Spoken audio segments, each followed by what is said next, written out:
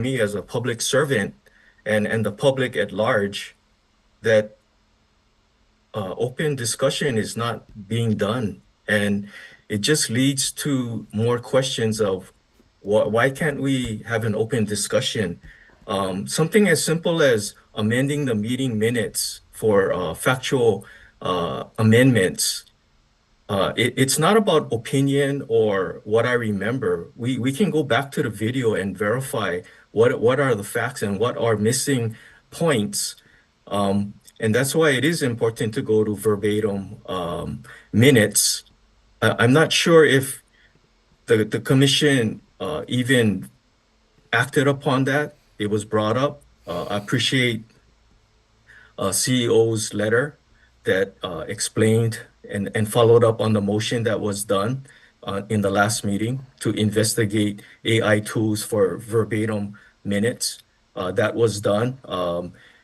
He also presented an example of the Zoom AI minutes, which again is not perfect, but it definitely is needed because when I read and I spent a considerable amount of time going through the written minutes and it's summarized, of course, because that's what is humanly possible in the time that we have. But it definitely is incomplete. It sanitizes the whole discussion and there are errors in there. So when I look at testimony, even my own testimony, or the discussion between what is flagged out for me was the discussion between Commissioners Papalimu and Osterkamp regarding their pig interaction. Representative, you're off topic and over time. Thank you. I think the topic is relevant to what we're discussing, and it's Agenda item 4. Did we have public and you are out of discussion? time, sir. Did we have public discussion for item number 3? Did the commission take action upon verbatim minutes, which is very important and vital to this We discussed whole it. essence Thank of you. what we're trying to You accomplish? can come Chair, back at the end if there's more time left. Thank Chair, you, I'm giving you Representative the Shimizu. opportunity to act as a chair and not. I'm cutting you off because I'm just asking you a question, Chair, because if you are not going with to respect, act in the public's Representative interest, Shimizu, then I I, would as a ask for the next elected testifier. official, Thank will you. have to interject. The next testifier is Keikilani Ho, followed by James Gashel. Aloha, Chair and Commissioners. My name is Keikilani Ho. During the last Election Commission meeting, Commissioner Kahiolani Papalimu clearly stated she wanted her name removed from the pig report, saying she had absolutely zero input. According to her, the report was written only by Commissioners Jeffrey Osterkamp and Claire McAdams. Yet throughout the report that I read, it says we, as if all 3 members, including Commissioner Papalimu, participated. If Commissioner Papalimu truly had no involvement, then the wording is misleading and unfair to her, and it misleads the public as well. Each commissioner took an oath to be honest and transparent, and the public deserves to know who actually came to the report's conclusions. The fact that this is intentionally misleading and all commissioners took an oath, is this not considered perjury? It's also concerning that Commissioner Papalimu, who has consistently stood for accountability and transparency, appears to have been left out of the process. Meanwhile, Commissioners Osterkamp and McAdams have a record of voting against accountability for Chief Election Officer Scott Nalgo and the Office of Elections. Are we not talking about the pig report? The permitted interaction groups? We're talking about the status of the audit of Office of Elections and the status of the request for USPS reply mail as it shows. Okay, let's get to that then. So did Scott Nalgo actually request the BRM receipt records?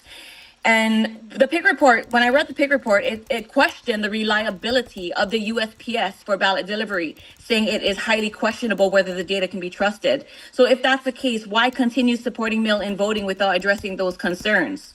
Where did those 19,000 ballots came from? I emailed Hawaii County Clerk John Henricks requesting those records that supposedly verify those ballots received.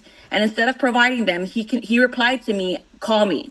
I don't want an excuse, and neither does anybody else. We want transparency. The people of Hawaii deserve proof that our elections are secure and trustworthy. And until those records are shared openly, the public will continue to have doubts. Transparency and accountability are not obstacles. They are the foundation of public trust. Why do they keep pushing mail-in voting when he himself on the pig report came to a conclusion that says that the USPS ballot delivery is highly questionable? We use USPS. He said so in the conclusion. Did Scott now go even request the records from them yet, the BRM receipts? And is he going to answer us on that? We'll discuss that after public. Yeah, I testimony. really hope so, because we keep going in circles and nothing ever happens in these meetings. Nothing ever happens. Thank you. The next testifier is James Gashel, followed by Public Trust. Good morning, Mr. Dashiell. Unmute. You're still muted, James. You're still muted. There you go. Okay, can you hear me now? Yes, sir. Oh, thank you very much. James Gashel here. I am vice chair of the statewide election accessibility needs advisory committee, but I'm testifying here as a individual person, and it deals with item 4. I don't know if it's A or B, but it's one of those two, having to do with the motion that was made to send a letter to the legislature asking to return to in-person voting.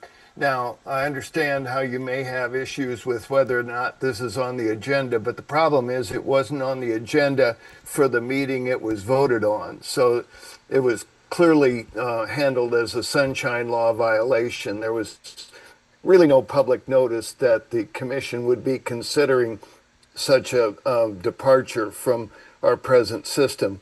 So let me just say, if you want to get the public's view on whether or not we should return to in-person voting, it would be a good idea to hold a public hearing and do this out in the open rather than the way it's being done. Because we do expect transparency from this commission, and certainly compliance with the sunshine law. Otherwise, the way this is being handled will become the issue in the legislature rather than the legitimacy of the request to return to in-person voting. And let me just finish by saying it's not the states that have mail-in voting where the allegations of voter fraud have been made across the mainland. It's the states that have in-person voting. And we ought to consider that. I don't think the solution being asked for, which is to return to in-person voting, is a solution to the problems that the pigs have identified. Mahalo for hearing my testimony. Thank you, Mr. Gashel. The next testifier is Public Trust, followed by Judge David Weisman. Can you hear me? Yeah, please state your name. Public Trust. No, that's not a voter name. I'm the public, man. At this point, you don't You're have, an individual. Please, yeah, and I vote. please identify yourself. Public. I changed my name to Public Trust. What's wrong with that? Mr. Medeiros. That's please. right. The former Mr. Medeiros. My name is Public Trust. Okay. Mr. Medeiros, go ahead. Okay. So, thank you to the first testifier. Thank you to Rep. Shimizu. Thank you to Keiki Hall.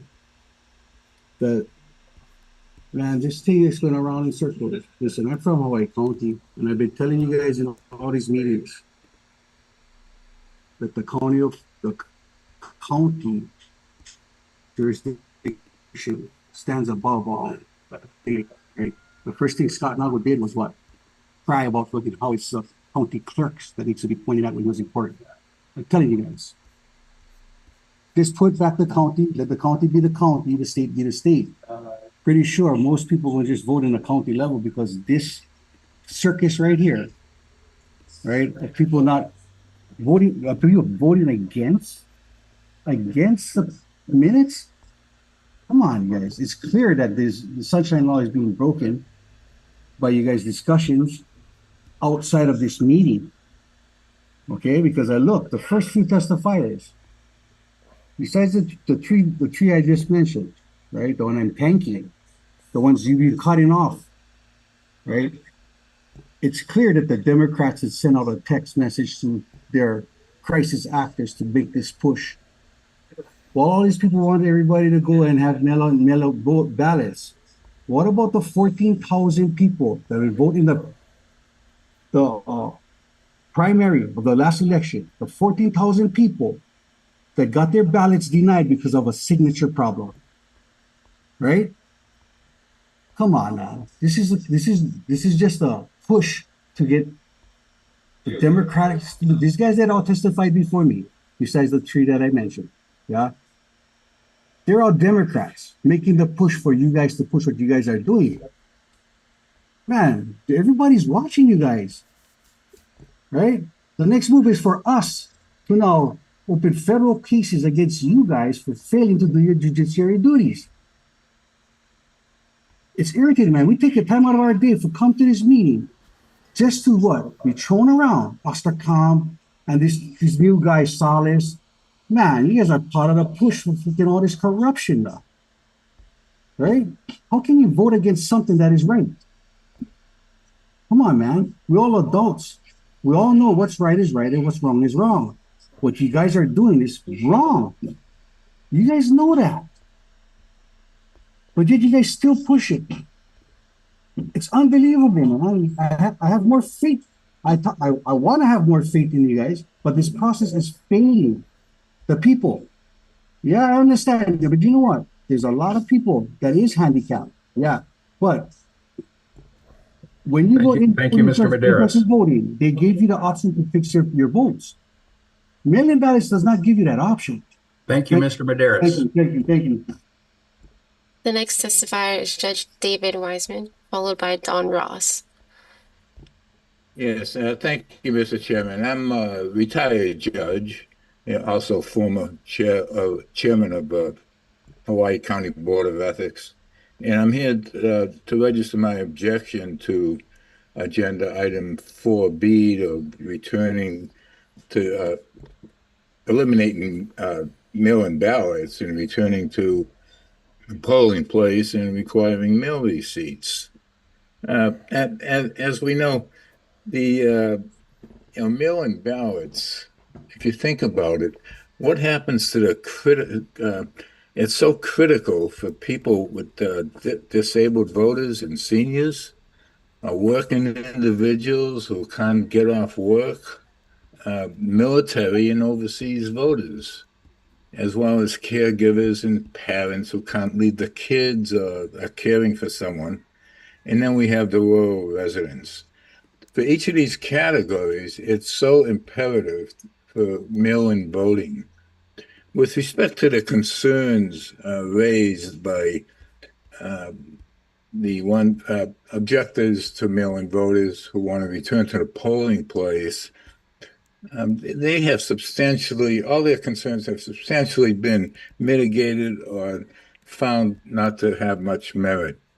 I have a quotation from research I've done on some AI, Google Gemini, October 25th, version 2.5 Flash.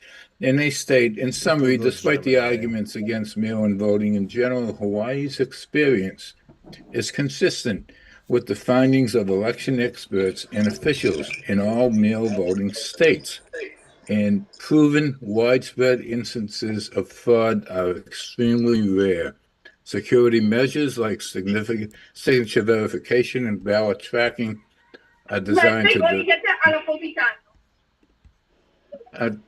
to detect and prevent such acts, and when minor cases of misconduct occur, they're typically isolated and dealt with through law enforcement.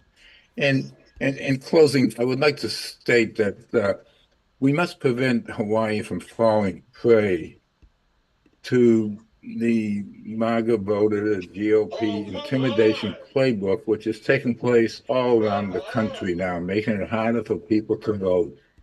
On information and belief, they're closing polling sites, attacking mail-in ballots, increasing ID requirements, and sending federal agents to polling sites to intimidate voters and encourage their partisans to challenge voters, including based on racial profiling. In closing, thank you for this opportunity. If there's any questions, I stand ready to answer them. Thank you, Mr. Weisman. The Democrat plans. Yeah. Well, The we next had 100 of testifier our is Don side. They Ross, brought 100 followed of their by phone side. number ending in 7747. We got about 200 people in the call right Aloha. now, right? Aloha. They won't last. My name is Dawn Ross. I live in Waikoloa Village on the Big Island.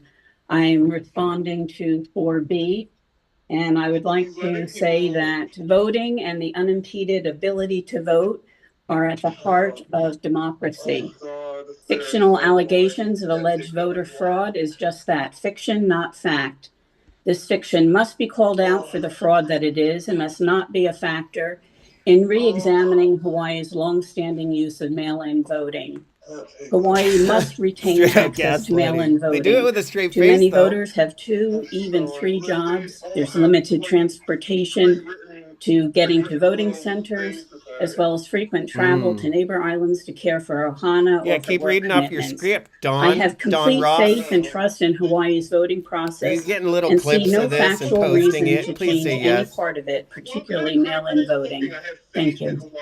Thank you, What type Ms. of Ross. crack are you smoking? I was The paid to next move here testifier and say is phone number things. ending in 7747. Obama has followed by property Bernal here, and Oakley. so does Zuck, so we got to help him out. Hello, can you folks hear me? Aloha, yes. What is your name? Yes,